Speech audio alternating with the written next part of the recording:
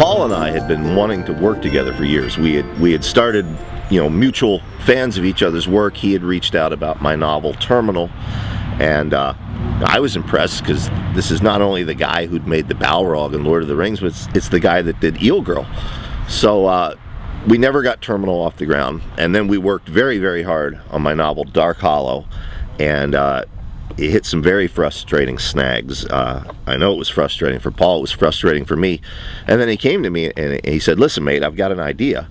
Why don't we take this short story of yours and adapt it into a short film?" The original short story was actually really gory, but there was an element in there about these two criminals who are grown men, one of whom believes in Santa Claus and the other one doesn't. That really struck a chord, and I thought I could take that particular element and turn it into a really interesting, fun little short film. At the time, I didn't see how he could do it because the story itself is very different. It involves zombies, and there would have been a lot of special effects, but he took it and he stripped it down, bare bones, down to the spirit, the soul of the story. And I think I like Paul's version better than I like my own story now.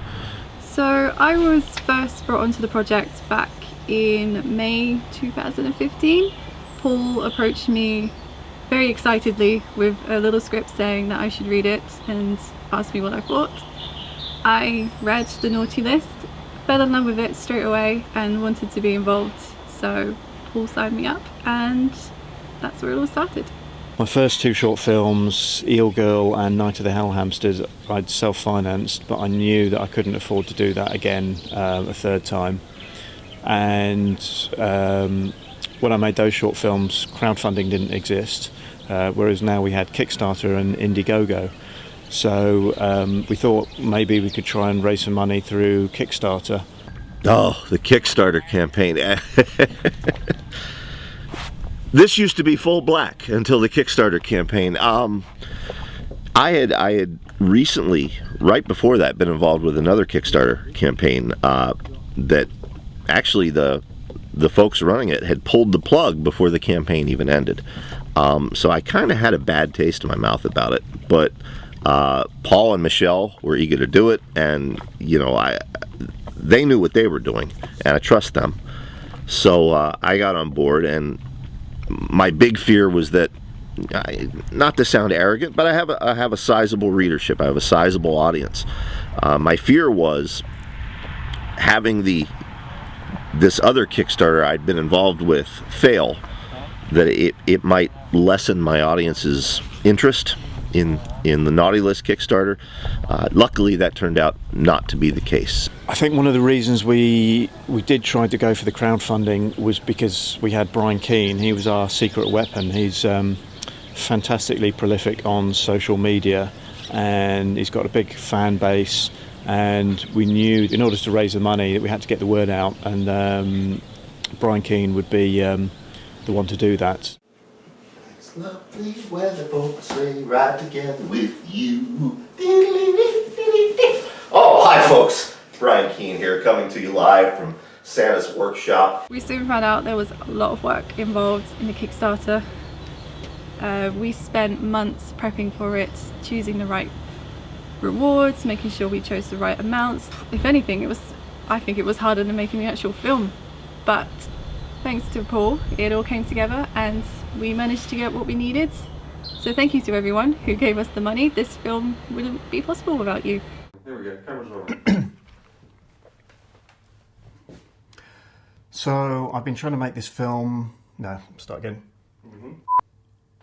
Oh, fuck. It's alright. Oh, fuck. Creature.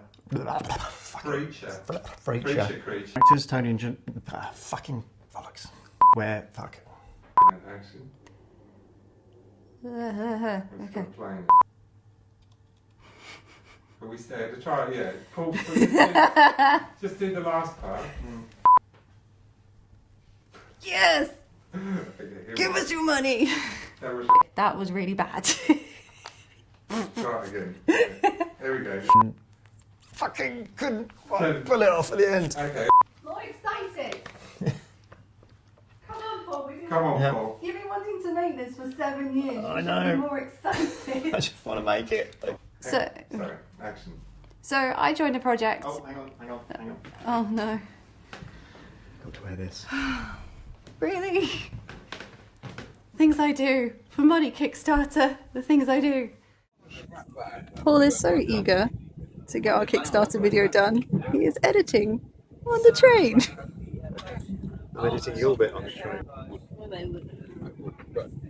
You happy with today's shoot? Yeah. I don't know. I'm not very good at talking on camera. You're doing quite well now. Yeah. Yeah, it's going to need a lot of editing. Which is my job. We're a couple of days away from running the Kickstarter campaign, and we are frantically editing the video. So frantically. Well, yeah. We're doing pretty well. No, we are, yes. We're busy editing the Kickstarter video campaign, complete with tea and hot cross buns. Always got to have tea. Tea Yeah. is essential. Yeah, essential for any hard-working editor. But once it's launched, it'll be fine. That's all the hard work over with. But we were very, very much wrong. A Kickstarter campaign is very much like a full-time job. You always have to be on it. You always have to monitor it. Michelle and I were both still working at Lip Sync Post, working full-time jobs. We both found ourselves working on the campaign in the mornings before work.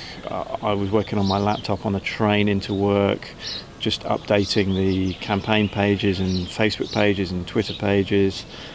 We were having to go off and work in cafes at lunchtime. It's just a huge amount of work. It was hard because Michelle and Paul are, of course, in the UK, and I'm here in the US.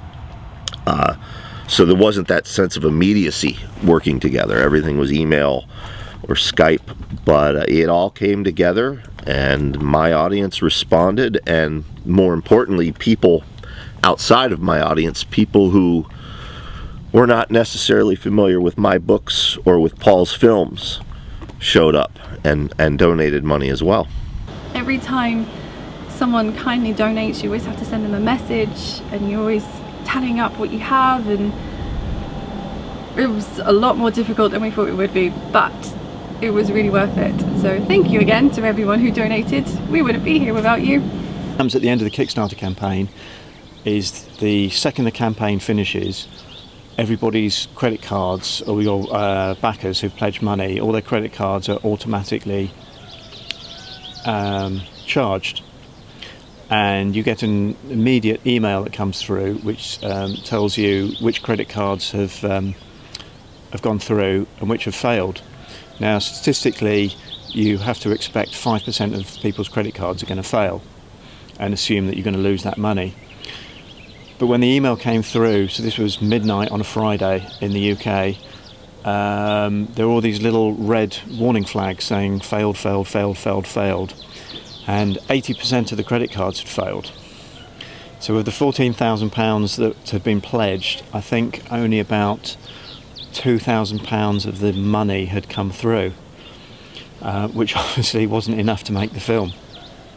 And what we realised was, because so many of the backers were in the US, their credit card companies had flagged it up as a potential fraud and put a block on our credit cards.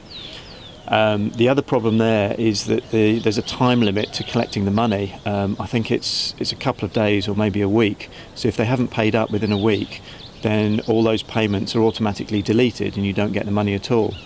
So we, myself and Michelle, and particularly Brian Keene, then had to get back onto social media and frantically tell everyone that their credit cards had failed and that they had to go and contact their credit card company and tell them to authorise the payment, and they had to do it by a certain date, otherwise we weren't going to get any of the money and we weren't going to be able to make the film. So that was a bit of a nerve-wracking time. We'd spent all this time and effort putting this campaign together, running a successful campaign, and then suddenly we were left with just a couple of £1,000.